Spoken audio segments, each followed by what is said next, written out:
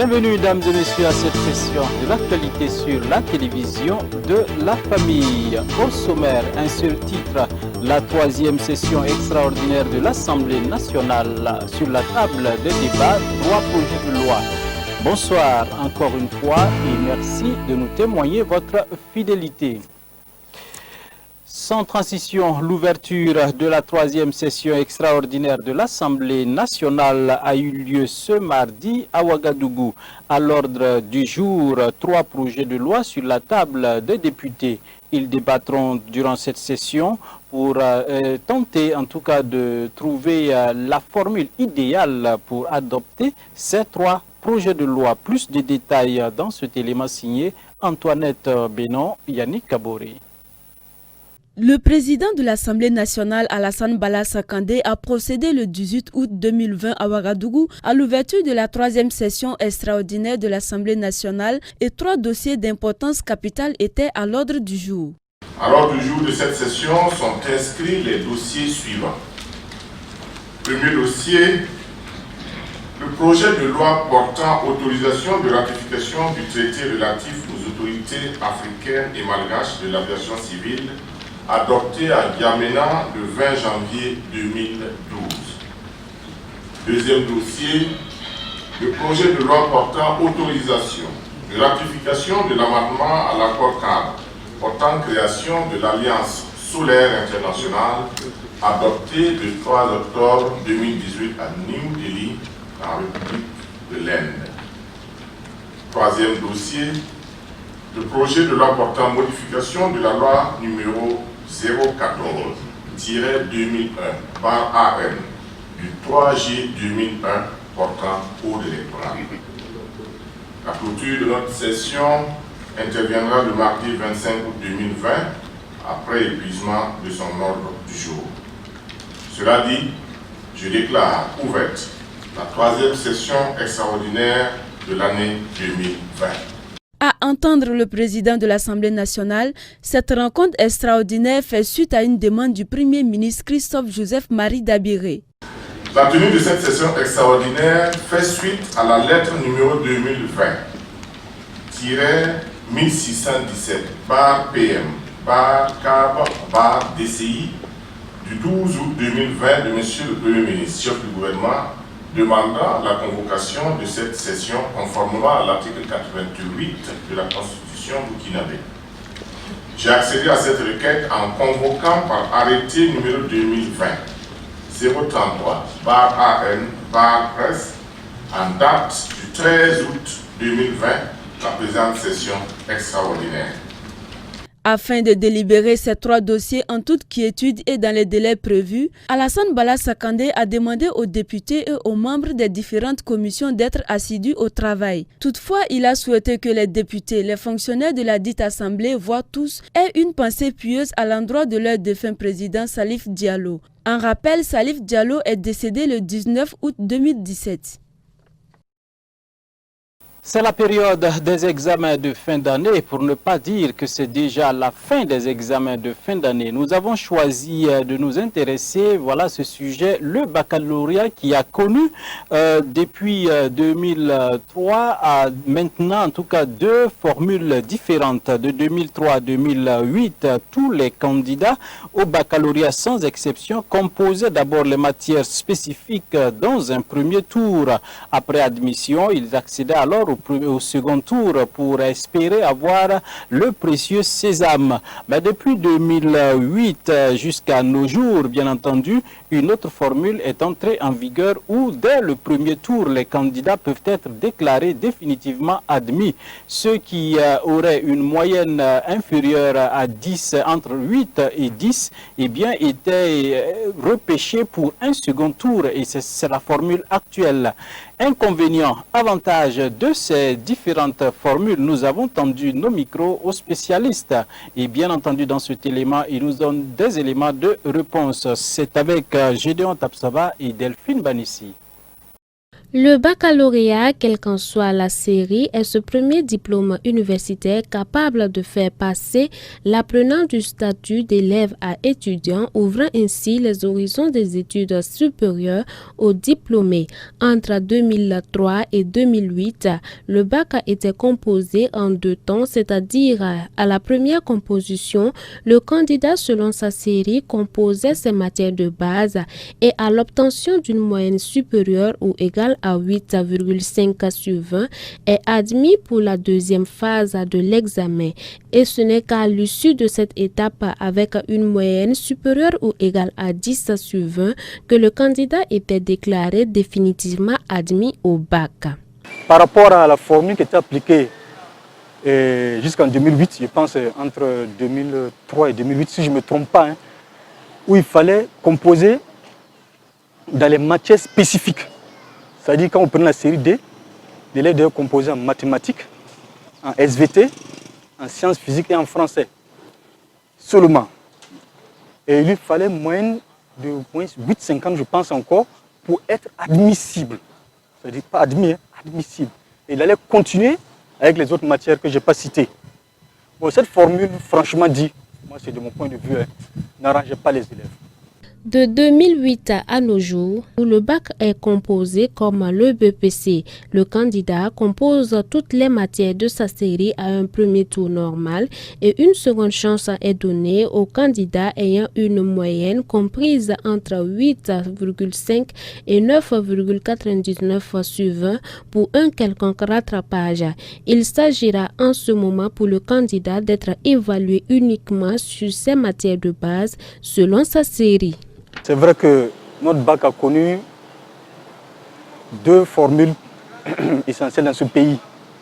C'est-à-dire l'ancienne formule qui est l'actuelle, où les élèves composent toutes les matières au premier tour. Ce qui est intéressant dans cette formulation, c'est-à-dire la formation actuelle là, c'est que l'élève il reprend un certain nombre de matières. Je prends le cas de la série D. Il reprend les mathématiques, les sciences physiques et histoire géo. Et donc, on fait une substitution s'il a amélioré sa note. Une simple substitution. La seconde chance donnée de cette manière, l'espoir serait permis pour le candidat. À en croire le corps enseignant candidat d'antan, la formule actuelle du baccalauréat est à saluer dans la mesure où elle donne moins de stress et plus d'opportunités. En outre, du lycée Philippe Zendaka Boré, les enseignants interpellent les ministères en charge de l'éducation nationale et de l'enseignement supérieur, les parents à avoir un regard profond et exigeant sur la qualité de l'enseignement, mais aussi le sérieux des apprenants pour de meilleurs résultats. On assiste vraiment à une baisse du niveau des élèves. Parce que mes premières promotions, franchement, je leur tire mon chapeau. Oui, c'était des élèves travailleurs et qui avaient vraiment une certaine base. Et par rapport à maintenant, oui, on ne sait pas ce qui s'est passé exactement à un moment donné. Si de plus en plus, il y a des élèves qui refusent de redoubler.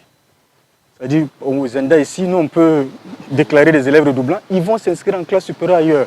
Il faut qu'ils acceptent le redoublement. Et ensuite, il ne faut pas que les parents jouent dans le jeu de leurs enfants.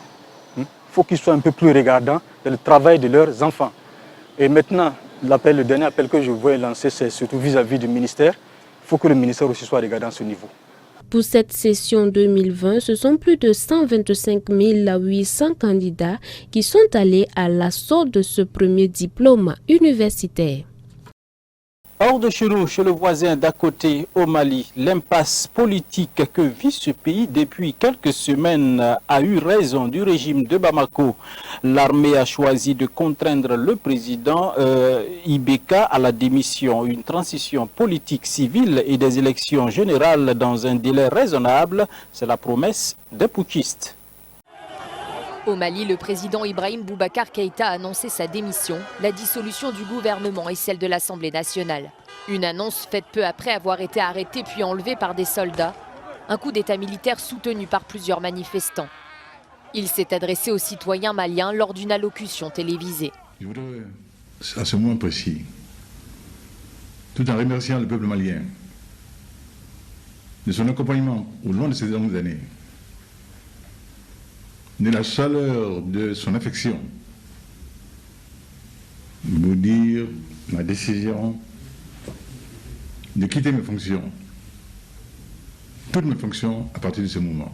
Ce qui a commencé comme une mutinerie de soldats dans une base près de la capitale sur la question de la rémunération s'est transformé en une prise de pouvoir après des mois de protestation antigouvernementale. Keïta a remporté un second mandat lors des élections de 2018, mais la corruption, la mauvaise gestion de l'économie et la montée de la violence communautaire dans certaines régions du pays ont suscité la colère. La situation a été aggravée par une insurrection islamique et la pandémie de grippe aviaire. La nouvelle de son départ a été accueillie avec jubilation par les manifestants anti-gouvernement. Le Mali tout entier a été libéré aujourd'hui par une force républicaine. La population malienne le soutient de haut et en bas. Vraiment, nous sommes très très contents. Il n'y a pas l'éducation, il n'y a pas la santé, il n'y a pas la sécurité. Mais au niveau international, cette évolution a été condamnée par l'Union africaine, les États-Unis et la CEDEAO, qui a tenté de servir de médiateur dans la crise politique du Mali.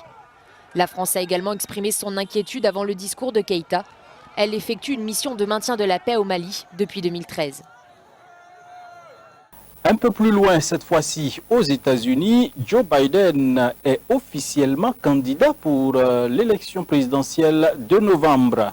Le congrès d'investiture des démocrates se tient en ce moment. Les 4750 délégués ne sont pas présents, certes, sous le même toit, mais par vidéo et en duplex, ils ont donné leur voix pour porter Joe Biden comme candidat. Suivez. C'est officiel, Joe Biden est le candidat des démocrates à l'élection présidentielle américaine de novembre prochain. Convention virtuelle oblige, les 4750 délégués n'étaient pas présents sous le même toit, mais en duplex afin de voter en direct pour celui qui devra faire face à Donald Trump. Eh bien, merci beaucoup du fond du cœur, merci à tous. Cela signifie beaucoup pour moi et ma famille. Et je vous verrai jeudi. Merci, merci, merci. Joe Biden a célébré son nouveau statut de candidat démocrate avec sa femme et ses petits-enfants dans la bibliothèque d'une école du Delaware, son état d'origine. L'ancien vice-président des États-Unis, âgé de 77 ans, doit accepter plus formellement cette nomination jeudi lors du discours de clôture de la Convention démocrate. Parlons changement climatique dans cette édition. La Sibérie, on le sait, est habituée aux hivers extrêmement rigoureux. Mais depuis quelques années, la région connaît aussi des records de chaleur, toutes choses qui entraînent le dégel des sols. Conséquence, les terrains s'affaissent, les routes sont déformées. Suivez. Ce sont des particules de plastique microscopiques qui, ajoutées ensemble, équivalent à au moins 1 million d'avions. 200 millions de tonnes de pollution microplastique, c'est ce que contiendrait l'océan Atlantique, selon une étude publiée dans la revue Nature Communication, la première du genre à mesurer ces microplastiques invisibles présents dans les mers et océans. Du Royaume-Uni au Malouine, une expédition britannique de scientifiques a trouvé 12 millions de tonnes de particules de plastique qui mesurent chacune moins de 5 mm de diamètre. De là, une estimation a été déduite pour l'ensemble de l'océan Atlantique. Ces microplastiques, situés environ 200 mètres sous la surface, seraient ceux qui sont utilisés pour fabriquer des sacs, des bouteilles, des ustensiles et des emballages en plastique. Des particules qui mettent en danger la vie marine et les oiseaux qui les prennent souvent pour de la nourriture. Nous mettons un terme ici à cette édition, dames et messieurs. Merci de nous avoir suivis. Rendez-vous est pris demain. D'autres actualités, grâce sur grâce dans vos vies. Bonsoir.